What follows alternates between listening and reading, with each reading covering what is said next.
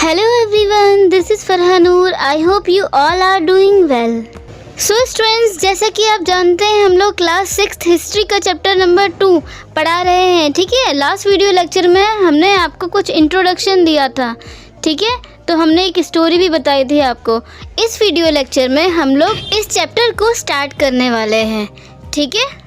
So students, last video lecture में हमने आपसे एक क्वेश्चन पूछा था कि कोई भी फैसिलिटीज़ नहीं थी, ठीक है। तो लोग पहले मूव कैसे करते थे, मूवमेंट कैसे होता था, और वही क्वेश्चन से आज ये वीडियो भी स्टार्ट होती है, ठीक है। तो हमारा आज का क्वेश्चन है the earliest people why were they on the move. तो इसका मतलब है बच्चों की अर्लीस्ट पीपल आखिर वो इधर से उधर मूवमेंट करते क्यों थे।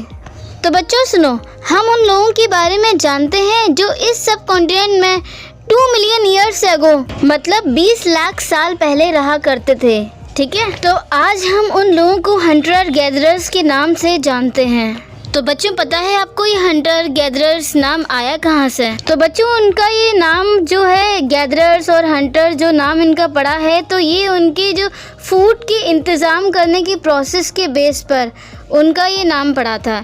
मतलब वो लोग जो खाने का इंतज़ाम करते थे ना अपना, तो जैसे कि आप जानते हैं वो लोग जंगलों में यहाँ वहाँ खाने की तलाश में घूमते रहते थे।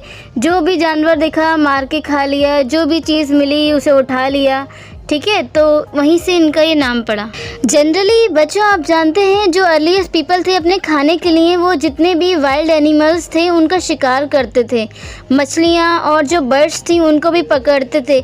जितने भी फ्रूट्स फ्लावर्स होते थे ना उसको भी इधर यहाँ वहाँ से वो इकट्ठा करते थे। तो बच्चों इसी तरह से वो अपने खाना ढूंढते थे और खाते थे।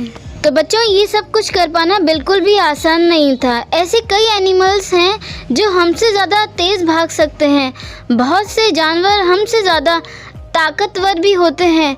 एनिमल्स के शिकार चिड़िया या फिर फ़िश पकड़ने के लिए बहुत ज़्यादा उन लोगों को अवेयर रहना पड़ता था, ठीक है, और तेज़ होना पड़ता था। तो बच्चों सबसे ज़रूरी बात तो ये थी ना कि जितने भी प्लांट्स और ट्रीज़ हैं उनसे जो भी वो लोग खाना अपने लिए कलेक्ट करते थे, तो बच्चों ये भी तो देखना पड़ता था उन्हें कि कौन सी चीज़ खाने लायक है कौन सी नहीं है, क्योंकि काफ़ी सारे जो प्लांट्स थे तो वो टॉक्सिक भी होते हैं ना, ठीक है। और साथ ही उन्हें ये भी इन्फॉर्मेशन होनी चाहिए कि ना कौन सा फ्रूट कब पकेगा, क्योंकि वो कच्चा तो खा नहीं सकते, तो इसलिए वो पकने का इंतज़ार भी करते थे।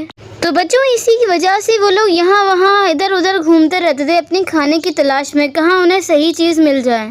Now hunter gatherers move from place to place. तो हंटर गैदरर्स के यहाँ वहाँ मूव करने के कई सारे रीज़न भी हैं, ठीक है। चलिए देखते हैं। तो बच्चों फर्स्ट रीज़न था कि अगर वो लोग एक ही जगह पर ज़्यादा दिनों तक रहते थे तो आसपास के जितने भी फ्रूट्स फ्लावर्स होते थे ना या जितने भी एनिमल्स होते थे वो लोग सबको खा लिया करते थे और सब चीज़ें ख़त्म कर दिया करते थे वहाँ पर। इसलिए उन्हें खाने की तलाश में दूसरी जगहों पर जाना पड़ता था। जहाँ रहते थे वो तो चीज़ें ख़त्म कर दी ना, अब उन्हें दूसरी जगह पर जाना पड़ेगा। तो बच्चों सेकंड रीज़न था कि जितने भी एनिमल्स थे उनको भी तो अपना पेट भरना पड़ेगा ना, वो लोग भी अपनी तलाश में यहाँ वहाँ घूमते रहते थे। तो एनिमल्स जितने भी थे वो भी अपने छोटे मोटे अपने शिकार के लिए यहाँ वहाँ घूमते रहते थे वो लोग।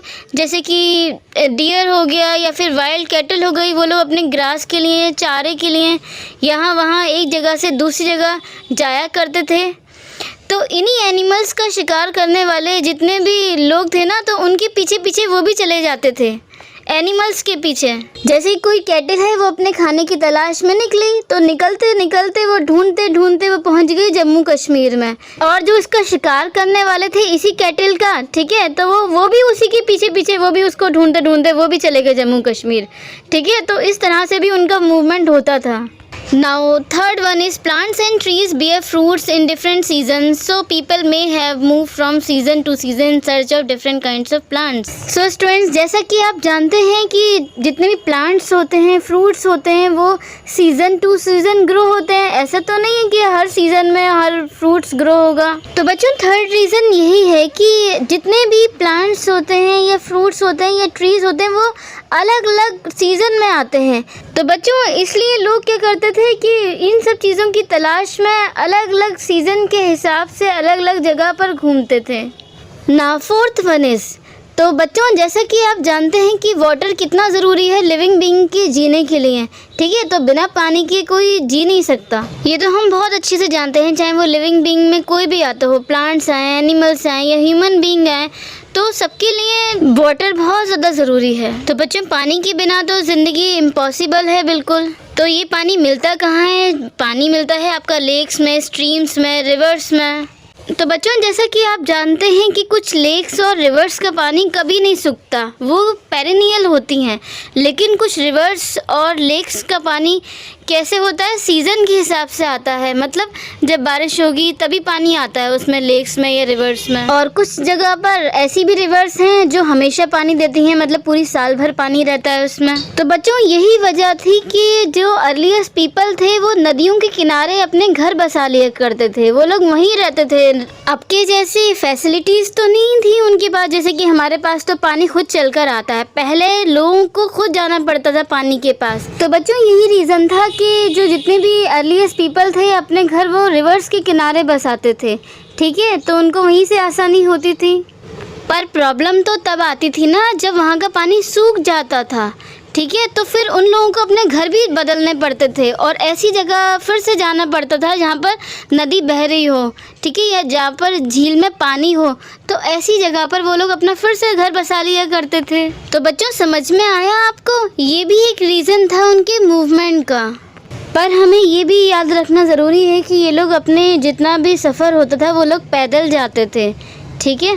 तो बच्चों, एक बहुत अच्छा क्वेश्चन अराइज होता है कि how do we know about these people? हमें अर्लीस्ट पीपल के बारे में इतनी सारी इन्फॉर्मेशन मिलती कैसे है, ठीक है। तो इसका आंसर मैं आपको नेक्स्ट वीडियो लेक्चर में देखने वाली हूँ, ठीक है, तो देखिएगा ज़रूर। So that's all about it. If you like this video, hit the like button, share it with your friends, and please subscribe my channel for more videos like that.